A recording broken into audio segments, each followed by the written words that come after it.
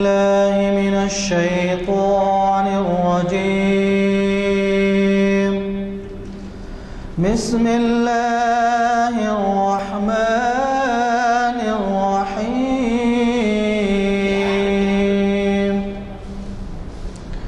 إذا زلزلت الأرض زلزالها وأخرجت الأرض أثقالها وقال الإنسان ما لها يومئذ يصدر الناس أشتاتا ليروا أعمالهم فمن يعمل مثقال ذرة خيرا يره ومن يعمل مثقال ذرة شرا يره. صدق الله العظيم.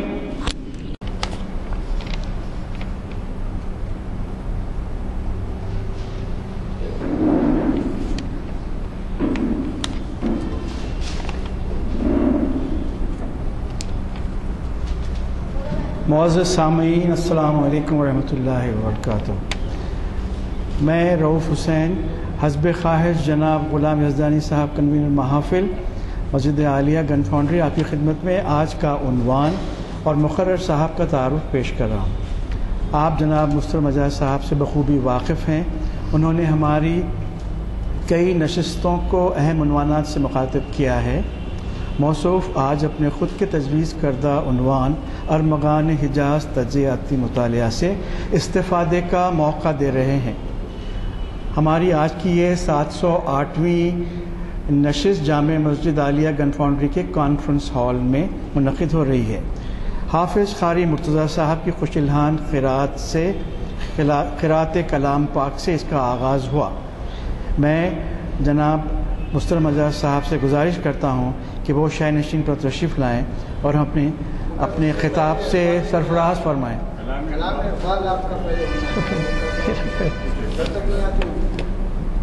اس کے نکالیں رہن دو نکال.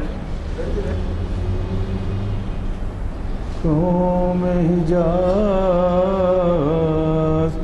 آ گیا عین لڑائی میں اگر وقت نماز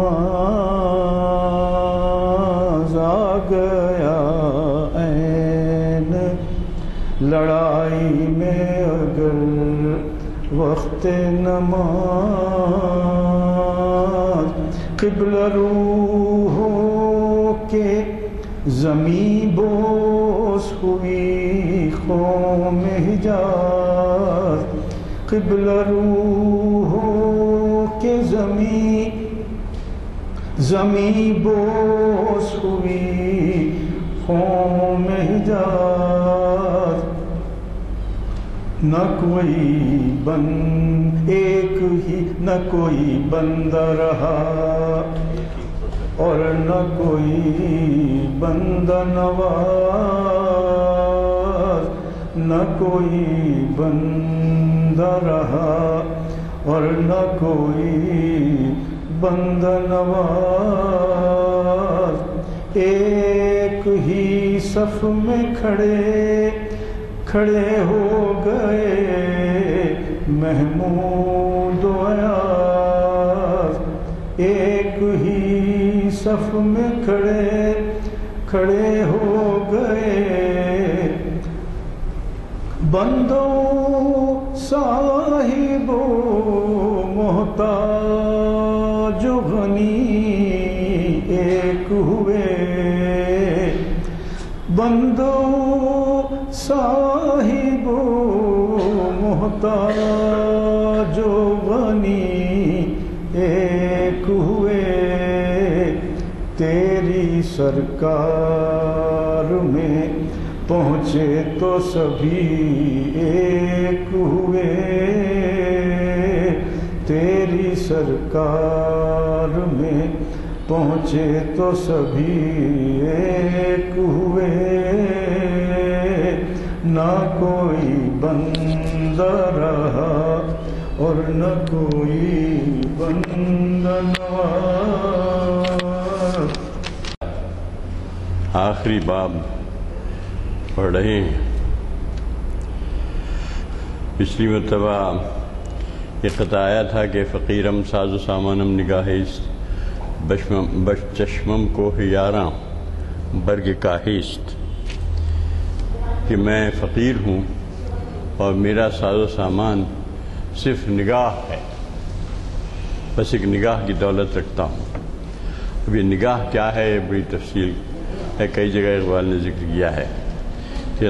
علاج نظر کے سوا کچھ اور نہیں، خیرت کا کام خبر کے سوا کچھ اور نہیں، تیرا علاج نظر کے سوا کچھ اور نہیں۔ تو یہ ایک صاحب حال کی، صاحب نظر کی، جس کو مرشد بھی کہا جاتا ہے، اس کی نگاہ۔ تو میرا ساز سامان میں بس میری نگاہ ہے، اور میری نظر میں یاروں کا جو بڑا پہاڑ ہے، اس کی حیثیت ایک گھاس کی پتی کی طرح ہے۔ زمنگیری مجھ سے یہ سن لے، یہ مجھ سے حاصل کر کہ زاغ دخمہ بہتر، کہ قبرستان کا وہ قبہ بہتر ہے، ازن بازے کے دست آموز شاہیس، اس باز سے یا اس شاہین سے جو بادشاہ کا سدھایا ہوا ہے۔ تو ڈاکٹر صاحب نے کل بہت اچھا مجھے وضاحت کی کہ پہلے زمانے میں ہاتھ پہ اس طرح سے باندھتے تھے کافی، اور اس پر جو ہے باز کو بٹھاتے تھے، پھر اس کو چھوڑتے تھے، وہ جاتا تھا شکار کر کے، پھر وہ آ جاتا تھا۔ تو دست آموز جو سدھایا ہوا ہے، یہاں دست آموز کے معنی ہاتھ پر بیٹھنے والا، ہاتھ پر جو بیٹھ کے سکھایا جاتا ہے۔ دست آموز کی تھوڑی سی تشریح رہ گئی تھی، ڈاکٹر صاحب نے فرمائی۔ اب وہ کہتے ہیں آگے کی ربائی میں کہ دری گلشم ندارم آب و جاہے، اس گلشن میں اقبال کے پاس ہمیشہ استعارہ ہوتا ہے، یہ گلشن کا استعارہ لے لیا، یعنی اس دنیا میں اس زندگی کے مراد ہے کہ میرے پاس کوئی آب و جاہ نہیں ہے۔ آب یعنی چہرے پہ جو آب ہوتی ہے، جو دولت سے آتی ہے، پیسے سے آتی ہے، تو وہ ایسی کوئی آب و جاہ، اور نہ میرے پاس کوئی جاہ ہے، میں مکرم جاؤں نہ مفخم جاؤں، میں ایک فقیر آدمی ہوں۔ دری گلشن ندارم آب و جاہے، میرے پاس کوئی آب و جاہ نہیں ہے۔ نصیبم نئے قبائے نئے کلاہے، میرے نصیب میں نہ کوئی بڑی شاندار قبا ہے، نہ سر پہ کوئی شاندار ٹوپی ہے، دستار ہے۔ مرا گلچی بدآموز چمن خوند، مجھے گلچی نے چمن کا بدآموز کہا، یعنی غلط سکھانے پڑھانے والا، بدآموز چمن کہا ہے گلچی نے۔ کیوں کہ دادم چشم نرگس را نگاہے، کہ میں نے نرگس کو آنکھ دے دی ہے۔ نرگس جو دیکھتی نہیں ہے، ہزاروں سال نرگس اپنی بے نوری پہ روتی ہے، بڑی مشکل سے ہوتا ہے چمن میں دیدور پیدا۔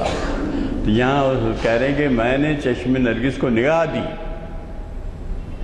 میرے کلام میں اتنی تاثیر میری تھی کہ میں نے چشم نرگس کو نگاہ دی، جو اس کا سبب یہ ہے کہ گلچی نے مجھے بدآموز چمن کہہ دیا، چمن کی بدآموزی کرنے والا، غلط سلط باتیں سکھانے والا۔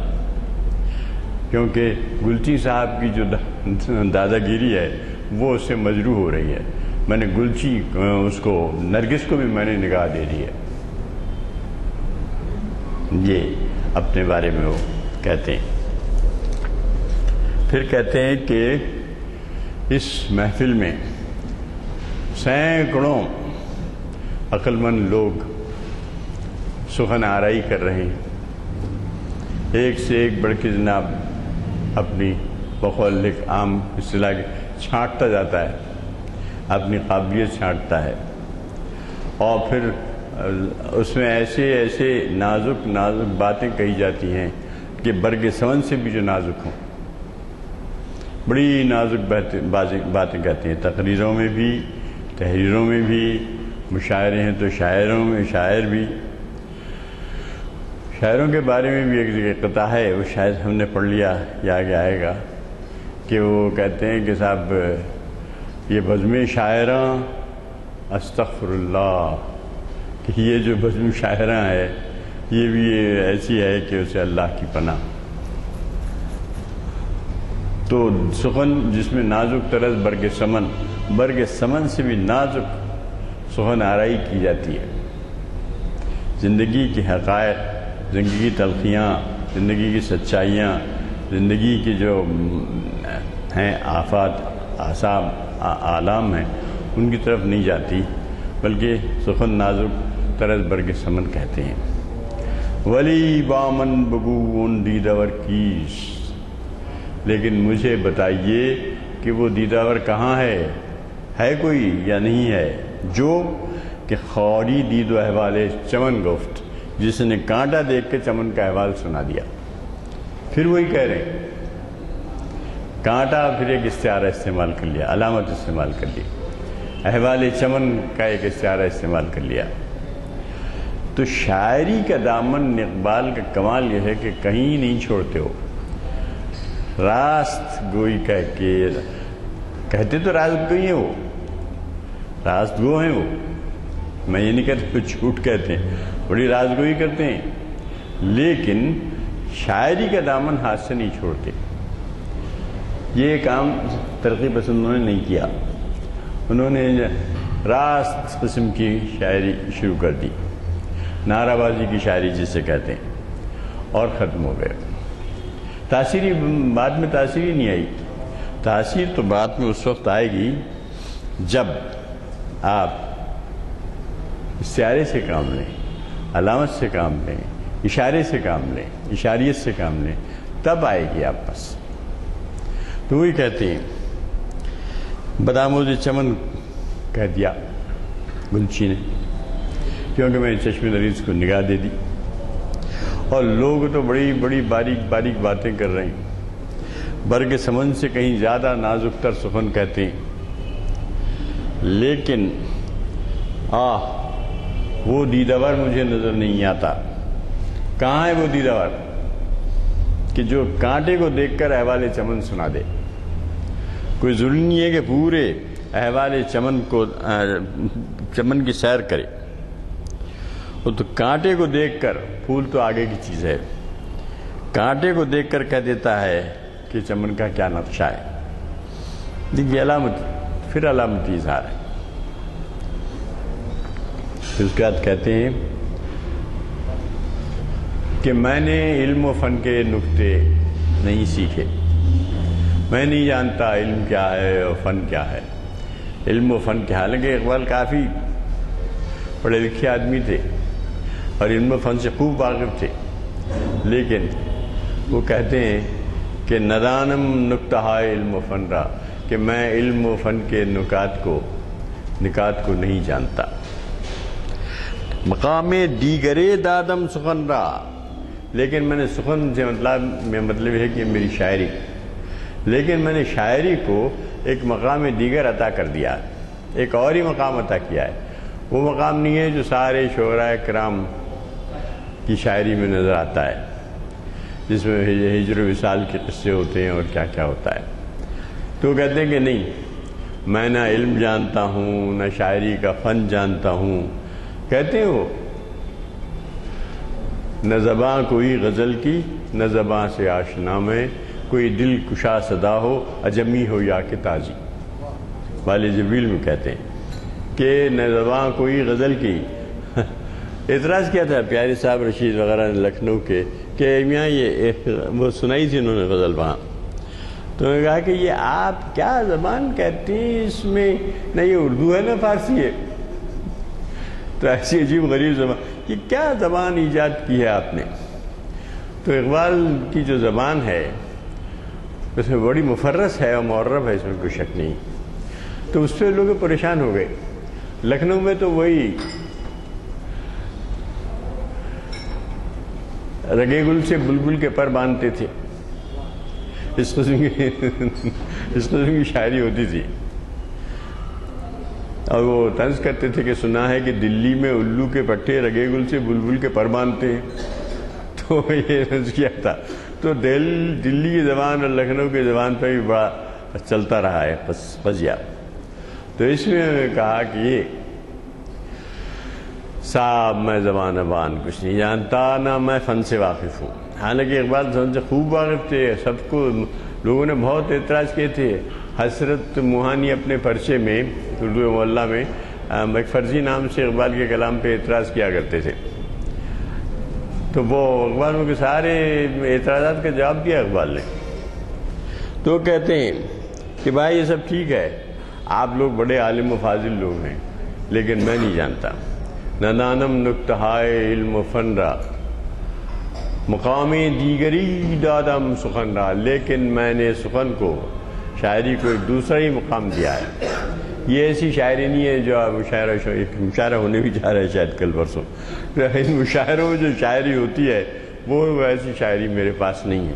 چنانچہ آئے تھے نا حیدرآباد اقبال، تو مہاراجا کشن پرساد کے ہاں ایک مشاعرہ ترتیب دیا گیا تھا. جوش ملی آبادی بھی تھی اس میں. جوش ملی آبادی اقبال کا ہی ایک ریکمنڈیشن لیٹر لے کر آئے تھے، اور یہاں ان کا تقرر ہوا دارالترجمہ پہ. ترجمہ تو کرتے نہیں تھے، وہ گنڈی پیٹ چلے آتے تھے. ان کے مشاغل اور تھے. تو وہ مشاعرہ رکھا مہاراجا کشن پرساد نے. مہاراجا کے بہت تھے اقبال کو بہت پسند کرتے تھے، اور اقبال کے کئی خطوط ہیں مہاراجا کے نام. تو اس میں انہوں نے کہا مشاعرہ رکھو بھائی. اب اچھا چلیے مشاعرہ ہوا. جوش صاحب نے بھی دھوم دھڑکے کی، جوش صاحب کی ساری شاعری دھوم دھڑکے کی شاعری ہے. تو بڑے سناتے بھی تھے اسی طرح. بہت سے لوگوں نے سنا ہے، ہم نے بھی سنا ہے. تو بڑے دھوم دھڑکے سے سناتے تھے. اس کے بعد اخیر میں اقبال کی باری آئی. اقبال پورے مشاعرے میں نہ کسی ہاں کہا نہ کہا، آہ کی نہ واہ کی. سنتے رہے بس گردن جھکائے ہوئے، آنکھیں بند کیے بیٹھے رہے، اور سب لوگ سناتے رہے. کچھ فارسی شاعری بھی سنائے، فارسی غزلیں بھی سنائی کچھ لوگوں نے. تو اقبال کی باری آئی اخیر میں. تو ان سے خواہش کی مہاراجا نے آپ کو فرمائیے. کہ ابھی میں کیا عرض کروں، ایک آدھ غزل ایک آدھ شعر سنا دیتا ہوں. انہوں نے ایک شعر سنایا، صرف شعر مجھے یاد نہیں رہا. انہوں نے ایک شعر سنا دیا اقبال نے بس، اور ترنم سے سنایا. ایک صاحب اقبال کا کلام ریکارڈ کیا ہے، انہوں نے کہیں سے سنا، امریکہ گئے ہیں وہ، اور انہوں نے ریکارڈ کیا ہے. اس زمانے اقبال کا 1938 میں انتقال ہوا. تو اس وقت تک گرام فون اور دوسری ایجاد ہو چکے تھے، اور فلمیں بھی بن چکی تھیں. 1938 سے پہلے بنی شاید فلمیں. تو اقبال کا ان کے پاس آواز بھی ہے، اور شاید انہوں نے حاصل بھی کیا ہے. مجھے کل معلوم ہوا کہ یہاں تشریف لاتے تھے، وہ امریکہ چلے گئے سنا وہ. تو یوسف اعظمی نے اسے حاصل کیا ہے. سنا رہے تھے مگر وہ کچھ بجا نہیں سنا ہے، انہوں نے بجانے کی کوشش کی. تو مقام دیگر رانم سخن را، میں نے سخن کو، سخن سے مراد یہاں شاعری ہے، میں نے شاعری کو ایک دوسرا ہی مقام دیا ہے، اگرچہ میں نے علم سے واقف ہوں نہ فن سے. پھر کہتے ہیں ویانے کارواں سوزو سرورم. لیکن کاروان سے مراد قوم ہے، ملت ہے. اس قوم اور ملت کے بیچ میں نے اس کو ایسا سوز و سرور دیا ہے، دادم سرورم، جو سبک پائی کرد پیرانے کہن را، جو بوڑھے لوگوں کو بھی سبک گام کر گیا ہے. یعنی ایسی میں نے اس میں زندگی کی لے پھونکی ہے کہ اس کی وجہ سے اس کاروان میں، یعنی زندگی کے کاروان میں جو لوگ ہیں، بوڑھے بوڑھے لوگ بھی جو ہیں، وہ ان کو سبق پے کر دیا ہے پیران کہن کو میری اس سوز سخن نے اور سرور سخن نے. نہ پنداری کے مرغے سبحانم، آپ یہ گمان مت کیجئے، پندار میں نے گمان کرنا، مجھے یہ گمان میرے تعلق سے مت کیجئے کہ میں ایک مرغ صبح خواہ ہوں، ایک صبح میں جو پرندے گنگناتے ہیں ویسا کوئی پرندہ ہوں نہیں. بجز آہو فغاں چیزیں نہ دانم، میں تو صرف آہو فغاں کرتا ہوں اور کچھ نہیں جانتا. بجز آہو فغاں چیزیں نہ دانم، مدح از دست دامانم کے یابی، میرے دامن سے ہاتھ مت چھڑا، ہاتھ سے جانے نہ دے میرا دامن. مدح از دست دامانم، میرے دامان کو ہاتھ سے جانے نہ دے کہ یابی، تاکہ تو پائے کلید باغ را در آشیانم. یعنی باغ کی جو کنجی ہے، کلید باغ ہے، وہ میرے آشیاں میں ہے، اس لیے میرے دامن کو تھامے رہے. یہ بھی کہتے ہیں مدح از دست دامانم کے یابی، ہاتھ سے میرے دامن کو جانے مت دے، میرے دامن کو تھامے رہے کہ میرے پاس کلید باغ ہے، میرے آشیاں میں کلید باغ ہے، باغ کی کنجی میرے آشیاں میں. پھر وہی استعارہ استعمال کر رہے ہیں، وہی علامت استعمال کر رہے ہیں. حیرتناک کمال ہے اقبال کی شاعری کا. سارے کلام میں سوائے ضرب کلیم کے، ضرب کلیم میں اقبال بہت غصے میں، تو وہ وہاں بہت کہتے ہیں، تیز کہتے ہیں، یورپ کے کرگسوں کو نہیں ہے ابھی خبر، ہے کتنی زہرناک ابھی سینیا کی لاش، ہونے کو ہے یہ مردہ دیری نقاش کاش، تہذیب کا کمال شرافت کا ہے زوال، ہر گرگ کو ہے بر معصوم کی تلاش، پیرے کسی کلیسیا یہ حقیقت ہے دل خراش. بہت سخت نظمیں ہیں اقبال کی. ضرب کلیم دیکھیے آپ تو وہ اس میں اقبال راست گوئی پہ آ گئے ہیں اور بہت سخت کہا ہے. تو جب ابیسینیا نے لیبیا جب اٹلی نے قبضہ کیا تھا تو اس وقت کہا تھا کہ ہر گر کو ہے بر معصوم کی تلاش، ایک ہر بھیڑیے کو ایک معصوم بچھڑے کی تلاش ہوتی ہے. اب تو جناب پورا عالم اسلام بر معصوم بنا ہوا ہے، بدترین صورتحال ہے. اس وقت تو صرف لیبیا ایک تو مالک تھے، مصر پہ قبضہ ہوا تھا، ہر مسلم ملک کسی نہ کسی کے قبضے میں تھا، اٹلی کے قبضے میں تھا، اور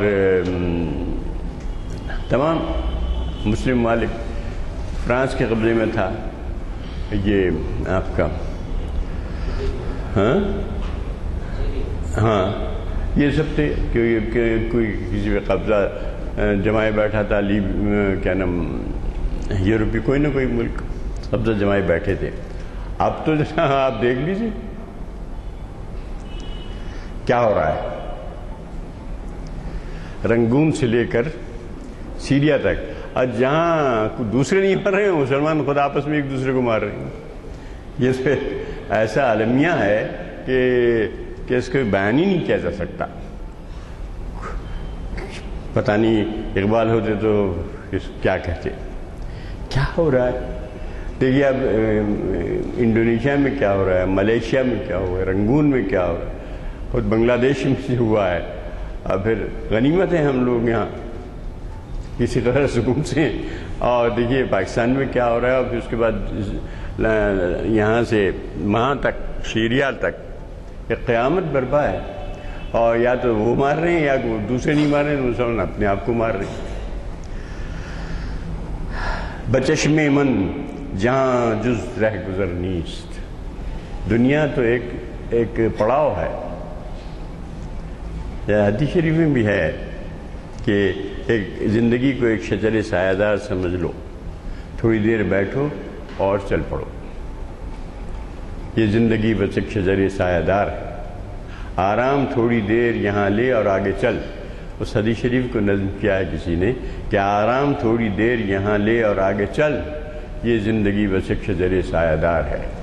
اسی لیے تھوڑی دیر سایہ دار میں تھوڑی دیر بیٹھنا ہے اور چل پڑنا ہے۔ تو زندگی ایک لامتناہی سفر کا نام ہے۔ تو وہی کہتے ہیں کہ بچشم من جہاں جز رہ گزر نیست، یہ دنیا جو ہے ایک رہ گزر ہے، بس ایک راستہ ہے، اور کسی پیڑ کے سہارے بیٹھنا ہے تھوڑی دیر اور چل پڑنا ہے۔ جز رہ گزر نیست ہزاروں رہرو یک ہم سفر نیست، ہزاروں رہرو ہیں آپ کے ساتھ جو آگے پیچھے چل رہے ہیں، لیکن ہم سفر ایک بھی نہیں ہے، اور لیکن یک ہم سفر نیست گزشتم از ہجوم خویش و پیوند۔ یہ جو ہجوم ہے اپنوں کا اور اپنے سے جڑے ہوئے لوگوں کا پیوند، اپنے سے جڑے ہوئے لوگوں کا جو وہ ہے ہجوم ہے، ہجوم خویش و پیوند، اپنوں کا اور اپنے جڑے ہوئے لوگوں کا۔ ہائے کس خویشاں کسے بیگانہ تر نیست، لیکن اپنوں سے زیادہ کوئی بیگانہ نہیں۔ بہت تذکرہ ہے کہ میری نظر میں جہاں ایک رہ گزر ہے، ایک راستہ ہے، اس سے بڑھ کے نہیں ہے۔ یہاں ہر ہزار راہرو ہیں لیکن ایک ہم سفر نہیں ہے۔ آخر میں نے چھوڑ دیا گزشتم از ہجوم خویش و پیوند، اپنے سے متعلق لوگوں کو، اپنوں کو، سب کو میں نے چھوڑ دیا۔ گزشتم کیس خویشاں کسے بیگانہ تر نیست، کہ اپنوں سے زیادہ کوئی بیگانہ نہیں۔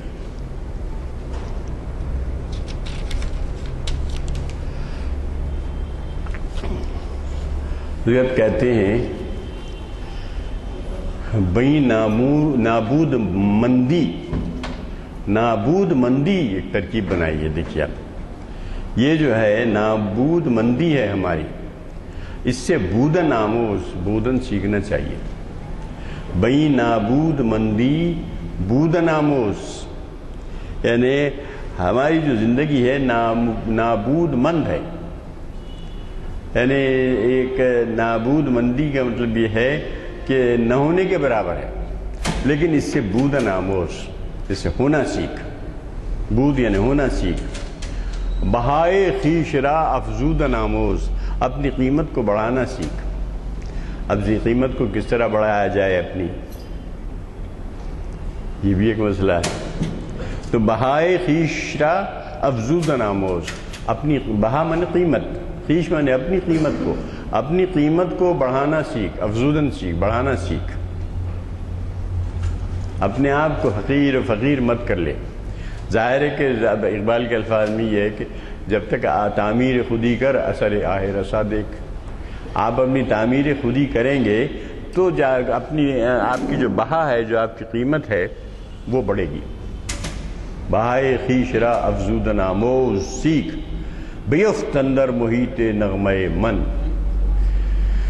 میرے نغمے کے محیط میں اپنے آپ کو ڈبو دے۔ اندر محیط نغمہ من، میرے نغمے کے محیط میں، پھیلاؤ میں جو محیط ہے اس میں، بطوفانم چدر آسود ناموز، میں نے جو میرے محیط کا جو طوفان برپا ہے اس میں موتی کی طرح آسودگی سیکھ۔ بطوفانم چدر آسود ناموز، موتی کی طرح۔ اب موتی دیکھیے اتنا بڑا سمندر ہوتا ہے، اس میں ہلچل ہوتی ہے، طوفان ہوتا ہے، مگرمچھ ہوتے ہیں، بڑے خطرناک جانور ہوتے ہیں، لیکن موتی جو ہوتا ہے وہ سیپی میں آسودگی سے رہتا ہے۔ کیا اچھی مثال دی ہے کہ بیفت اندر محیط نغمہ من، میرے محیط نغمہ میں اپنے آپ کو ڈبو دے، اور میرے طوفان میں، بطوفانم میرے طوفان میں، جو در آسود ناموز، موتی کی طرح آسودہ رہنا سیکھ۔ میں نابود مندی بودن آموز، نابود مندی ہے زندگی، کیا ہے ہماری؟ نابود مندی ہے، اس سے بودن آموز، آپ بودن ہونا سیکھ اور اپنی قیمت کو بڑھانا سیکھ۔ اس کے لیے تجھے یہ کرنا پڑے گا کہ میرے محیط نغمہ میں اپنے آپ کو ڈبونا پڑے گا، اور اس طرح بطوفانم چدر آسود ناموس۔ پھر کہتے ہیں کہ کون پرورد ای خاک دانم، چھوٹ چار مصرے ہیں، دیکھیے آپ، یہ زندگی کی ان کی آخری کتاب ہے اقبال کی ہے، جو ان کے انتقال کے بعد چھپی۔ 1938 میں انتقال ہوا اقبال کا، اور اس کے چند دن کے بعد ہی چھپی، 38 میں چھپی، اپریل میں ان کا انتقال ہوا، اس کے چند دن بعد چھپی ہے۔ فائن کر گئے تھے وہ، چودھری محمد حسین نے کی نگرانی میں چھپی۔ تو وہ کہتے ہیں کہ تو اس میں ان کی فکر کا، فلسفے کا، ان کے زندگی کے تجارب کا، ان کے علم حکمت کا، سب کا نچوڑ آ گیا ہے۔ کہتے ہیں کہ اور کمال یہ کیا ہے کہ شاعری کے ہاتھ سے دامن نہیں چھوڑا، شاعری کے جو تقاضے ہیں وہ پورے کیے، پروپیگنڈا نہیں کیا۔ کہن پرورد ای خاک دانم، اس خاک داں کا میں بڑا پرانا پروردہ ہوں، میں سے مطلب انسان۔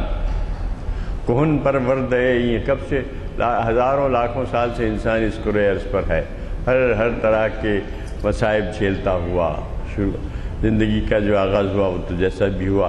کہن پرورد ای خاک دانم ولی از منزل خود دل گرانم، لیکن میں اپنی منزل سے منزل خود دل گراں ہوں، میرا دل بیٹھا ہوا ہے، میرا دل بھاری ہے، میرے دل پہ بوجھ ہے، منزل کو سوچتا ہوں۔ دمیدم گرچہ از فیض نم او، یعنی زمین میں جو مٹی ہے، یعنی پودا ہوں میں، اور زمین میں میری بیس ہے، بنیاد ہے، اور اسی کے نم سے، اس کے فیض نم او، اس کے نمی کے فیض سے میں بڑا بھی ہوں، درخت کی طرح۔ دمی دم، اگرچہ میں بڑا ہوں، اگرچہ از فیض نم او، اس کے زمین کی نمناکی سے میری گروتھ ہوئی ہے، بڑا ہوں، چھوٹے سے مولکے سے نکل کر میں ایک بڑا شجر بنا ہوں، لیکن ضمیرہ آسمان خود نہ جانم، لیکن زمین کو میں نے اپنا آسمان نہیں سمجھا۔ اب دیکھیے زمین کو آسمان سمجھنا کیا عجیب بات کی ہے۔ میں اگرچہ زمین کے فیض سے بڑا ہوں، میری بیس زمین ہے، میری بنیاد زمین ہے، اسی میں میرا بیج پڑا، اسی سے میں اگا، میں ایک درخت کی طرح اگاؤں، لیکن زمین کو میں نے اپنا آسمان نہیں سمجھا۔ ضمیرہ آسمان خود نہ دانو، لیکن میں نے زمین کو اپنا آسمان نہیں جانا۔ تو مطلب یہ ہے کہ زمین کی جو ارضیت جو ہے، ارضیت میں اپنا دامن نہیں آلودہ کیا، ارضیت سے دامن آلودہ نہیں کیا، بلکہ روحانیت کی طرف، الوہیت کی طرف میں بڑھتا گیا۔ شجر کی مثال دی ہے، شجر دیکھیے رہتا تو زمین میں، لیکن آسمان کی طرف اڑ کے جاتا ہے۔ دمیدم گرچہ از فیض نمیو، اس خاکدان کا میں بڑا کہن پروردہ ہوں، لیکن اس منزل سے میں خود گراں ہوں، دل گراں ہوں، اور اس کے فیض سے، اس کے فیض نم سے میں بڑھ رہا ہوں، درخت ہوں میں، بڑھ رہا ہوں، لیکن زمین کو میں نے آسمان اپنا نہیں سمجھا۔ مطلب یہ کہ دنیا کی جو اسفل اور ارذل جو خصوصیات ہیں وہ میں نے اپنے اندر نہیں کی۔ یہ درخت بھی ہوتا ہے تو بہت اچھے پھل دیتا ہے، پھول دیتا ہے، اگرچہ اس کا اصل زمین رہتی ہے۔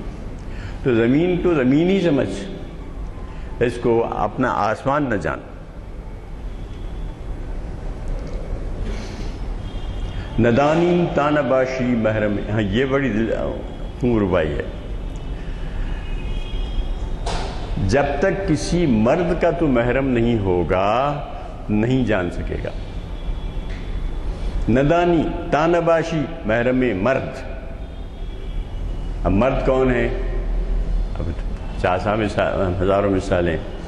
ندانی تانباشی، اس کے لیے اقبال ماضی میں چلے آتے ہیں مرد کی مثال دینے کے لیے۔ ان کو اپنی عصری زندگی میں کوئی نظر نہیں آتے. ندانی تانباشی محرم مرد، تو نہیں جان سکتا جب تک تو اپنے آپ کو کسی مرد کا محرم نہ بنا لے. تانباشی محرم مرد کہ دلہا زندہ گردد از دم مرد، کہ دل جو ہیں وہ ایک مرد کی پھونک سے زندہ ہوتے ہیں. اس لیے تو اس کو جان ہی نہیں سکتا جب تک کہ تو مرد کا محرم نہ بنے. کہ دلہا زندہ گردد، کہ دل زندہ ہو جاتے ہیں از دم مرد.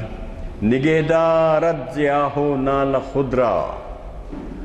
ہاں، اب یہ جو آہو نالا کرتے ہیں، روتے ہیں، تو اس کا سخت مخالف ہے. چلیے فانی بدائن کی شاعری کے اقبال سخت مخالف تھے. سرور صاحب نے لکھا ایک جگہ کہ اقبال نے وہ جو کہا کہ موت کی نقش گری ان کے صنم خانوں میں، موت کی نقش گری ان کے صنم خانوں میں، زندگی سے ہنر ان برہمنوں کا بیزار. تو کہا کہ اب بہت سے صنم خانے ہیں نا ہندوستان میں، تو ایلورا اجنٹا سے لے کر ساؤتھ میں تو بہت سارے صنم خانے ایک سے ایک. تو یہ سب جو ہے اسے موت کی نقش گری ہے. موت کی نقش گری ان کے صنم خانوں میں، زندگی سے ہنر ان برہمنوں کا بیزار. دل صاحب نے کہا ہے شاید فانی بدائنی کی شاعری سے سن کر انہوں نے کہا تھا. تو کہتے ہیں کہ نگہدارت، وہ شخص جو محرم مرد ہوتا ہے وہ آہ و نالا سے خود کی نگہداری کرتا ہے، خود نگہدار ہوتا ہے، آہ و نالا سے بچاتا ہے، رونے پلانے سے بچاتا ہے. نگہدارت زیاہ نال خدرا کہ خود دارست چوں مرداں غمی مرد، کہ مرد کا جو غم ہے وہ مردوں کی طرح خوددار ہوتا ہے. کہ خود دارست چوں مرداں غمی مرد، کیونکہ جو مرد کا غم ہوتا ہے وہ ایسا ہی ہیج پوچھ غم نہیں ہوتا، چھوٹی چھوٹی چیزوں پہ روتا نہیں ہو. اس کا غم جو ہوتا ہے وہ بہت افکار بلند سے ہوتا ہے. اس کا تعلق یہ دال روٹی کے لیے نہیں ہوتا، روٹی کپڑے مکان کے لیے نہیں ہوتا. کہا ایک جگہ کہ اس کا جو غم ہوتا ہے وہ افکار بلند رست، کہا اسی میں ارمغان میں کہ افکار بلند سے ہوتا ہے اس کا غم. چھوٹی چھوٹی ہیج پوچھ چیزوں کا وہ غم نہیں کرتا. روٹی اور کپڑے مکان کے لیے اس کا غم نہیں ہوتا ہے، بس اس کے لیے نہیں ہوتا. تو وہ کہتا ہے کہ نگہدارت زیاہ نال خدرا، آہ و نالا سے اپنے آپ کی نگہداری کرتا ہے، اپنے آپ کو بچائے رکھتا ہے. کہ خود دارست چوں مرداں غمی مرد، کہ مردوں کی طرح مرد کا غم بھی خوددار ہوتا ہے.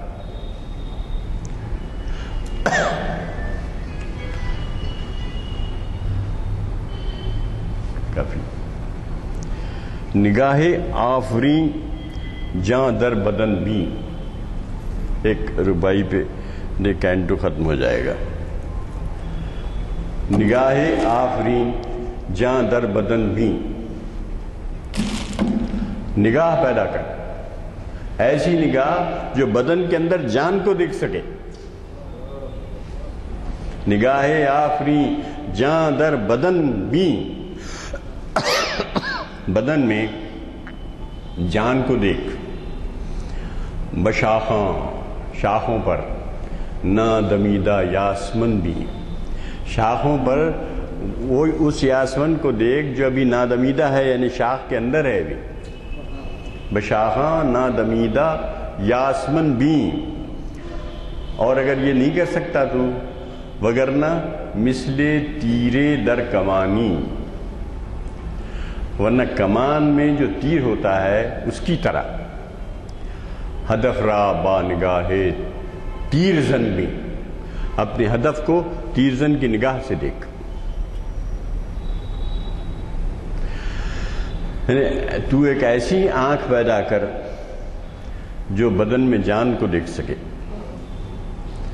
اور شاخوں پر وہ یاسمن کا وہ پھول جو ابھی کھلا نہیں، شاخ کے اندر ہے، اس کو دیکھ سکے۔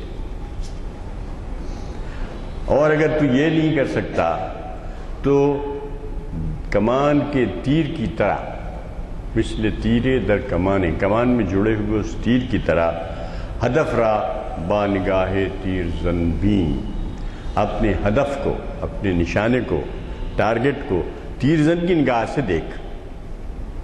سب علامتی اظہار ہے۔ اس طرح وہ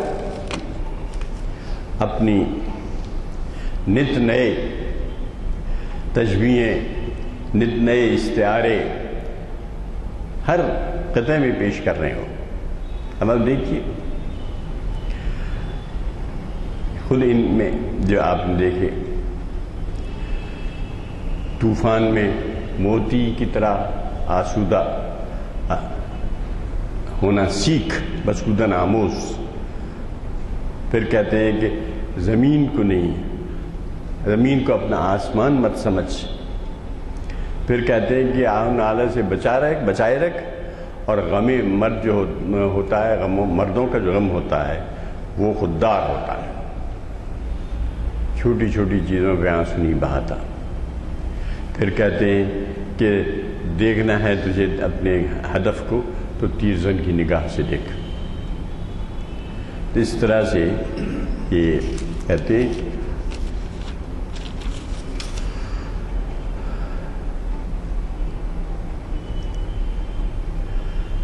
یہاں دیکھیے اب خرد بیگان اے آخر کتاب میں ختم کرتا ہوں، خرد بیگان اے ذوق یقین است۔ خرد کو تو اقبال نے ہمیشہ کنڈم کیا ہے۔ جوش صاحب نے اس کو لے کے بہت اپنے مضامین باندھے کہ جناب جو چیز ہے عقل ہے، قرآن میں بھی اولو الالباب کہا گیا ہے، یہ ہے وہ ہے۔ تو وہ کہتے ہیں کہ خرد بیگان اے ذوق یقین است، خرد کی ایک منزل ہے، وہاں سے وہ ختم ہو جاتی ہے، تو ذوق یقین سے بیگانہ ہے۔ قمار علم و حکمت بدنشین است، یہ جو علم حکمت کا جو قمار ہے، قمار خانہ ہے یا قمار ہے، علم حکمت کی جو لونڈی ہے، قمار کے معنی لونڈی ہے اور قمار کے معنی جوا خانہ ہے۔ قمار علم و حکمت بدنشین است، علم و حکمت کی جو لونڈی ہے وہ بدنشی ہے۔ دست بو حامد و راضی نئے ارزت، بو حامد ایک فلسفی گزرے ہیں، راضی تو مشہور ہے فخر الدین رازی، راضی کو ہمیشہ کنڈم کیا ایک بار۔ دست بو حامد و راضی نئے ارزت، 200 بو حامد اور راضی بھی اس کے سامنے کوئی حقیقت نہیں لگتے۔ بنادانی کے چشمش راہ بین است، اس نادان کے سامنے کے مقابلے میں جس کی آنکھ راہ بین ہے، راستہ جاننے والی ہے۔ تو اصل جو چیز ہے وہ کہتے ہیں کہ علم حکمت کی بدنشینی اور جناب یہ بیگانہ ذوق یقین خرد کا ہونا، یہ سب چیزیں حاصل کچھ نہیں ہے۔ اگر بہتر ہے دو فخر الدین راضی اور بو حامد جیسے لوگ ہیچ ہیں اس نادان کے سامنے جس کی آنکھ راہبین ہے۔ راہبینی بھی جو حاصل ہوتی ہے تو وہ بہرحال ایک زندگی کے تجربے سے ہی حاصل ہوتی ہے۔ وآخر دعوانا ان الحمدللہ رب العالمین۔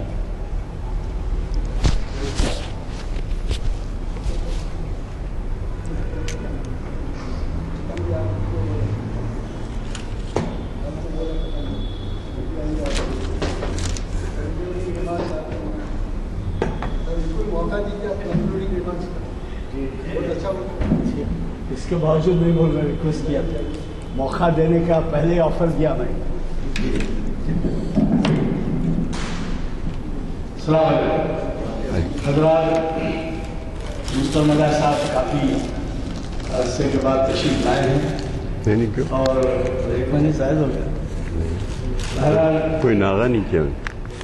ناغہ تو نہیں کیا، میں نے نہیں کہا تھا، تو جو عنوان تھا اس سے شروع سے نہیں تھا، لیکن بات یہ ہے کہ آپ کو تو معلوم ہے کہ ان کے فارسی کلام کا ترجمہ آپ نے کیا ہے، تو اس وجہ سے بھی وہ بین الاقوامی شہرت رکھتے ہیں اقبال کے بارے میں. ہمیں خوشی ہے کہ وہ کچھ نہ کچھ وقت نکال لیتے ہیں اور ہمیں اپنے زمین کی آلات سے استفادے کا موقع دیتے ہیں.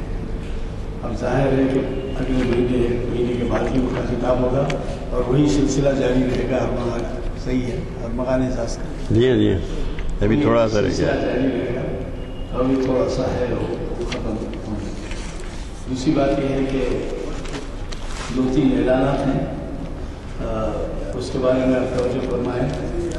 ایک تو یہ ہے کہ ہماری 593 نشست ہے 6 اپریل کو جو ہماری 593 نشست ہے وہ بڑے اہم ہی عنوانات کے ساتھ ہے. اور اس میں ایک اسلامک اسٹڈیز کے اسکالر جناب سید شاہد حکیم جو اسکواڈرن لیڈر رہے ہیں ایئر فورس میں اور حیدرآباد کے مشہور معروف فٹ بال کوچ حکیم صاحب کے جو ہے فرزند ہیں، وہ جو ہے ہمیں مخاطب کر رہے ہیں 6 اپریل کو. اور یہ بھی تقریباً جہاں دلا ہے ساری دنیا گھوم چکے ہیں اور ایسا عنوان انہوں نے دیا ہے کہ جو بڑا ہی دلچسپ ہے اور وہ ہے مسلم ممالک کی حالیہ تحریکیں اور مخالفتیں. ابھی ہمارے آج کے مفتی صاحب نے جو فرمایا کہ چاروں طرف بیعت برابر لگی ہوئی، یہ عنوان سے آپ سارے ممالک میں دیکھیں گے کہ جو کچھ ہو رہا ہے. اور آپ کو فرمایا کہ اگر کہیں کوئی بیرونی مداخلت نہیں ہو رہی ہے تو آپسی لڑائیاں ہو رہی ہیں. تو اس میں مسلم ممالک کی حالیہ تحریکیں اور مخالفتوں کے عنوان سے تاریخ اسلام کی 593 نشست ہفتے کے دن 6 اپریل کو بارہمولہ جلسہ کا مقابلہ مقرر ہے. ضرور شرکت فرمائیں. اسی طریقے سے حافظ سرفراز احمد قاسمی صاحب کو بھی آپ اس سے پہلے سن چکے ہیں. شریعت انفارمیشن سروس میں 486 نشست ہے اور اس میں بھی شریعت میں عدل کا اسلامی تصور اس عنوان سے بات. میں آپ کو یاد دلا دوں کہ ہندوستان کے ایک نامور مصنف منشی پریم چند، جن کا تقریباً دنیا کی تمام زبانوں کا ترجمہ ہو چکا ہے، انہوں نے 3 مذاہب کے بارے میں کچھ ارشاد فرمایا. عیسائی مذہب کی بنیاد رحم پر ہے اور ہندوازم کی بنیاد بھائی چارگی پر ہے اور اسلام کی بنیاد انصاف پر ہے، یعنی بنیادی تصور ہے اسلام. تو یہ جب شریعت میں اگر کا اسلامی تصور کہا جا رہا ہے تو اس کی اہمیت ہے کہ آپ کو جو ہے بنیادی مسائل سے واقف کرائیں گے.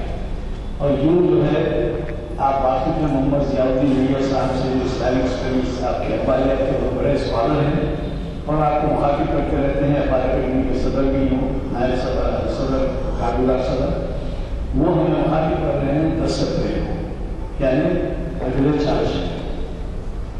اور اقبالیات کی روشنی میں رہے گا. روح ارضی آدم کا استقبال کرتی ہے، یہ عنوان ہے. نظم ہے اقبال کی نظم. اقبال کی نظم ہے. یوں تو آپ پڑھنے میں تو جملہ معلوم ہو رہا ہے کہ اس طرح نظم ہے. روح ارضی آدم کا استقبال کرتی ہے. یہ اتنا اہم عنوان ہے، اس میں بھی شرکت کرنا نہ ہوگا. اس کے بعد ایک تو اعلانات کرتا ہوں میں. یہ آسان اردو کے نام سے اردو کے اسکالر نے کتاب لکھی ہے جو 60 میں ہے، 90 روپے کی ہے. آپ کو 75 بھی اگر دینی مدرسوں کو یاد کرنا رکھے تو یہ بہت بڑا قیمتی جو ہے عطیہ ہوگا. یہ دیتے جائیے. تقریباً 30 کتابیں آئی تھیں، 4-5 مہنگی بھی آتی تھی مدرسوں میں دیا گھر میں بھی رکھے. اردو کے کچھ بچے اصول میں ہیں جو صاحب کو بھی ہونا ہے. ابتدائی ہر وقت ہمارے پاس انجمن ترقی گروپ سے 10 پرچے آتے ہیں جو ہم ایسے لوگوں کے پاس جو ہماری زبان نہیں آتا ہے ان کو دیتے ہیں کہ آپ فری لے جا سکتے ہیں، اس کا کوئی معاملہ نہیں ہے. آخری اعلان یہ ہے کہ چہارشنبے کے دن ایک بڑی اہم کتاب ریلیز ہو رہی ہے اور اس کا نام ہے وہ ہے باغ ایمان میں. وہ ڈاکٹر حیدر خان صاحب کے ہاتھ سے ریلیز ہو رہی ہے. یہ پبلک گارڈن کے جو 200 لیکچر ہیں، اب تو 210واں چل رہا ہے، اس کی بک بنائی گئی ہے، اسپیشلسٹ اور سپر اسپیشلسٹ کی کتاب ہے، وہ چھپ رہی ہے، اور وہ تو اس کی بہت قیمت ہے، لیکن اس کی رعایتی قیمت کچھ 350 روپے رکھی گئی ہے، اور اس دن شاید وہ 250 روپے میں دی جائے گی جس دن افتتاح ہے۔ تو اتوار کے دن 7 بجے آپ ضرور 7:15 بجے پبلک گارڈن میں تشریف لائیں۔ ماہانہ پبلک گارڈن واکرس کا ایسوسیشن کا جو لیکچر ہوتا ہے، اور اس وجہ سے خاص طور پر کہہ رہا ہوں کہ ہمارے پاس سے کئی حضرات وہاں پر شرکت کرتے ہیں، اس لیے بھی اعلان کیا جاتا ہے۔ میں آج کے مختلف صاحب سے گزارش کرتا ہوں کہ وہ دعا کریں۔